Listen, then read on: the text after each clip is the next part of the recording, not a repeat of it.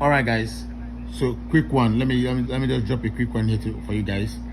People have been asking me what is happening since we came back from Finland for the referendum convention. So people have been asking what happened to Miss Madam Azuka. They've not been seeing Madam Azuka around. So yeah, let me make it clear to you guys. It has nothing to do with finance, but it has all to do with respect. It boils down to ego. So Madam Azuka, it's gonna be really quick. Madam Azuka is seeing herself as the founding father of autopilot. Same thing that happens to Pastor Emeka Livingstone. So Madam Azuka is seeing herself, she's not loyal, she's not respectful to the PM. So Madam Azuka is seeing herself as one of the founders of autopilot. So she thinks she's not answerable to the PM. Forget the fact that she calls him PM. She does not respect him. You understand? So now Madam Azuka went back to Umada. Madam Azuka started involving those Madam Bridget and the rest, those women that was toxic to this struggle and the rest.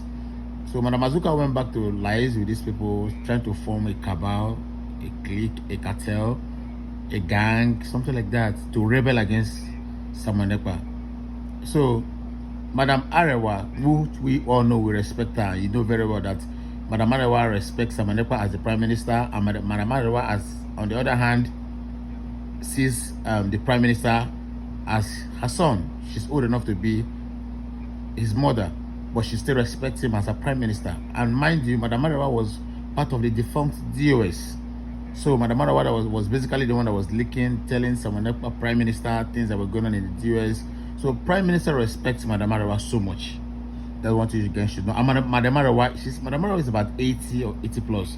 Madam Arewa is sincere. She wants Biafra in her lifetime. So she's not into games. So Madam Arewa now, she stumbled into this Umada meeting. Then she asked a question to Madam Azuka. Why do you assemble Umada? We now have a government. If there's anything that wants to happen, let it happen in the government. As a matter of fact, Madam Arewa asked Madam Azuka, this gathering, is the PM aware of this gathering? That got Madam Azuka angry. Madam Azuka removed Madam Arewa from the Umada forum, the Umada group. One other Umada asked the same question. Madam Azuka, so what she was doing, basically, you can tell she was already revolting against the PM. You can tell. She has already started revolting against the PM. So now, Madam Arewa then brought this stuff to the table of the PM and told the PM, hey, are you aware of some gathering of Umada? PM was not aware of that. Like meeting after meeting, forming cabals.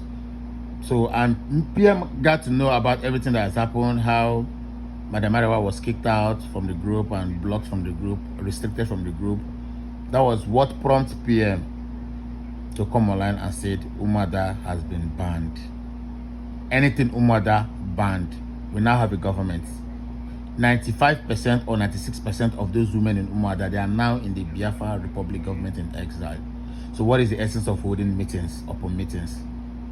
Now Madam Azuka, instead of to obey, to respect her PM, that is why I said she never sees PM as a PM. It has to do with ego. Madam Azuka went to her Twitter page and tweeted and said, nobody can ban Umada. It became an issue of supremacy. You understand? So the Prime Minister have not suspended her, but Madam Azuka has created cabals. She has loyalists, which one of her loyalists is Gaddafi. So Gaddafi now is the number 1 guy. The number 1 guy is Gaddafi. You understand? So mind you, Madam Azuka is holding 2 positions in Biafra Republic government in exile. She's the defense minister and she's the minister of finance. And the husband, people are not talking about the husband. And the husband is the secretary to the prime minister. So whatever the prime minister is, the husband should be there. This convention that took place in Finland, the husband should have been there. But instead, the husband did not come. The wife did not come. So now you can see there's a conspiracy going on here. So that I like one thing I've understand I've learned about from our prime minister. He does not take decisions in a hurry. He takes his time. Remember the issue of Nelly Ofebu and the rest. People were screaming, shouting, Nelly Ofebu this, Nelly Ofebu been talking about you do this. He kept quiet. There's something about him. Once he gets that which he wants, pure evidence. When you're fighting for freedom, you don't need to add emotions. You don't need to add emotions. You need to be smart. You need to be intellectually sound. You need to be emotionally sound as well, so that you don't get moved by emotion or by what people say. He kept quiet. He kept his calm till he got the right evidence he needs. Then he dealt with Nelly Ofebu. Same thing with Madam Azuka. If you guys watch, he has not said anything regarding Madam Azuka, even on his official verified Twitter handle.